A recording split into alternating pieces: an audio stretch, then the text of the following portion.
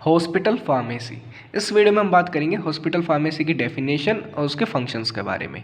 So definition कहती है hospital pharmacy की कि it is a department of hospital to manage, prepare, package, compounding and distribution and dispensing of medicine in the hospital. ये एक वो department है किसी भी हॉस्पिटल का जो कि क्या करता है, दवाइयों को प्रिपेयर करने का, पैकेजिंग करने का, कंपाउंडिंग करने का और डिस्ट्रीब्यूट करने का काम करता है। किसके अंदर? हॉस्पिटल के अंदर करता है। ठीक है, मेडिसिन को डिस्ट्रीब्यूट करने का काम करता है हॉस्पिटल के अंदर। अब बात आती है इसके ऑब्जेक्टिव्स के बारे में। तो जो ऑब्जेक्टिव्स हैं हॉस्पिटल फार्मेसी के वो है हमारा पहला पेशेंट सेटिस्फेक्शन। जो दवाइयाँ जा रही हैं किसके लिए जा रही हैं? पेशेंट के लिए तो जा रही हैं, डॉक्टर के लिए थोड़ी ना जा रही, तो पेशेंट को सेटिस्फाई करेगा। ठीक, दूसरा इफेक्टिव सर्विस, दवाइयाँ सही टाइम पे पहुंचनी चाहिए। तीसरा कॉस्ट कंटेनमेंट, कि जो कॉस्ट हो दवाइयों की वो सही हो। ठीक है, इसके बाद आगे है हमारा इसके फंक्शंस। ठीक है, हॉस्पिटल फार्मेसी के फंक्शंस। तो जो फंक्शंस है हॉस्पिटल फार्मेसी के वो हमारे ये हैं। पहला फंक्शन कहता है हॉस्पिटल फार्मेसी का कि it helps in selection of supplier. ये सप्लायर्स को सिलेक्ट करने का काम भी हॉस्पिटल फार्मेसी ही करती है कि भैया इस सप्लायर ने अच्छी दवाइयाँ दी हैं हॉस्पिटल को, तो अगली बार भी अगर हॉस्पिटल में दवाइयों की कमी होगी तो इसी सप्लायर से ही मंगाई जाएंगी।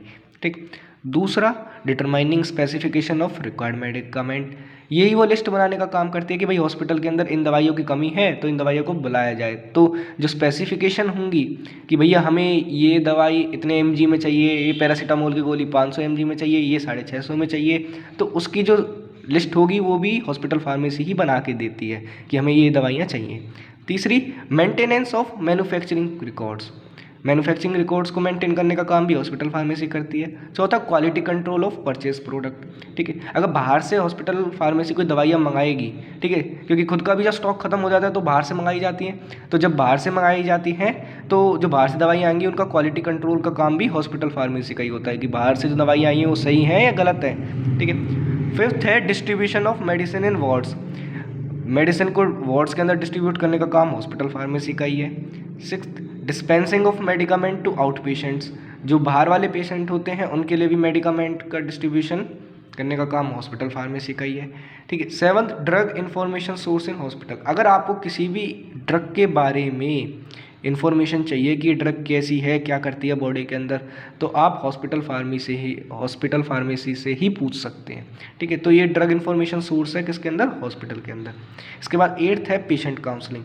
पेशेंट को समझाना अच्छे से, पेशेंट का दिमाग घुमाना कि भैया ये दवाई आपको ठीक करेगी, बिल्कुल करेगी, इसका रेट बिल्कुल सही है।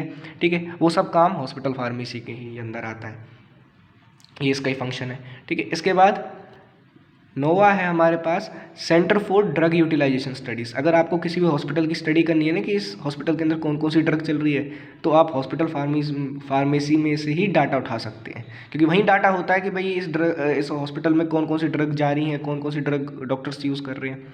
इसके बाद टेंथ है और लास्ट है हमारे पास implement recommendation by PTC। Hospital के अंदर एक कम्युनिटी होती है जिसका नाम होता है PTC, pharmaceutical and therapeutic committee. ठीक है, उसकी जो रिकमेंडेशन होती है उनको इम्प्लीमेंट करने का काम भी हॉस्पिटल फार्मेसी का ही है।